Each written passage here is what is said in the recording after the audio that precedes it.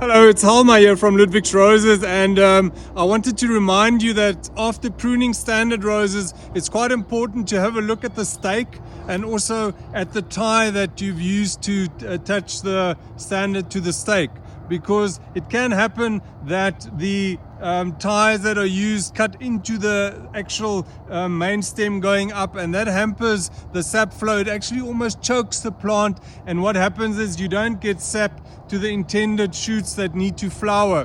So very important at this time of the year. Let's check the actual ties and see. You can see this one actually needs to be redone, so I'm just going to cut it off completely and unwrap it.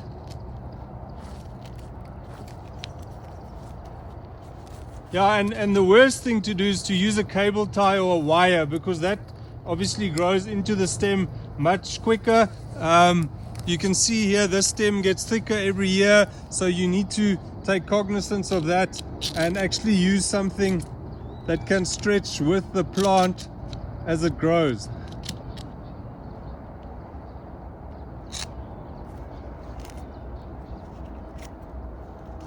This is shade cloth. We used to recommend shade cloth, but we have changed to a much better, more efficient material, which I'll show you right now. Much easier to use, and it stretches with the plant. So now that I've removed the shade cloth strip that we had bandaged onto the stake, I can actually see that it was done far too tightly, and the rose actually has grown right into the stake. It's become thicker, and even the stake is sort of in the middle. I'll give you a close-up just now of this bud union. The bud union is almost growing around the stake, and that obviously already in itself is hampering the sap flow, so it's not ideal. We should have checked this long ago, quite a few seasons back already. Now there's not much we can do about this one, because it doesn't actually need a tie anymore. You can see it's become one with the stake, and that's not ideal because it's being strangled. You can see here the sap. I'm trying to get it loose, but you can see that the top has actually become one with the stake, and you can almost see I don't know if you can envisage, it's like a traffic jam of sap, and then it almost becomes thickened over here because it can't flow freely, and it's not ideal for your top growth. I mean, nature is amazing. The rose still flowers and still grows, but in a couple of years time it probably will eventually become such a problem that the rose won't grow well, and all you'll be able to do is to replace the standard.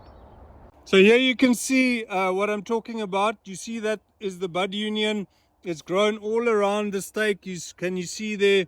The stake has become one with the plant, and you can just see the sap isn't flowing freely. You can see this is almost it's almost onto the stake. The stake gets hot and all that kind of thing in the heat of summer. So basically this is not an ideal situation at all. So over here, that one's neighbor, it's a lot better. You can see it was recently somebody tied a fresher shade cloth onto it to keep it on the stake. So I'm just going to undo that, unwrap it, see if we can get it loose. And this one has not grown as much into the bud union as the other one. You can see it's loose, and that is a much better situation. And from here I'm going to show you, we use Styrofoam, and this is what we call a spiral twist tie, which works far better than the shade cloth. I'll show you how to put it on.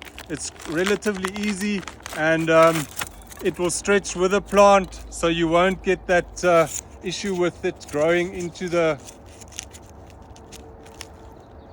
wood of the rose. Here you can see I'm putting the Styrofoam, I'm wedging it.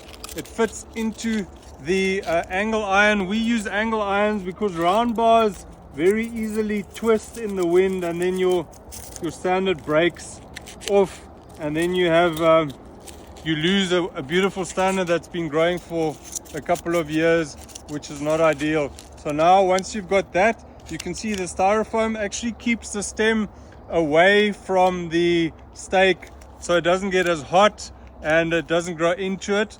And now you almost need somebody else to help you, but I'm going to try this by myself.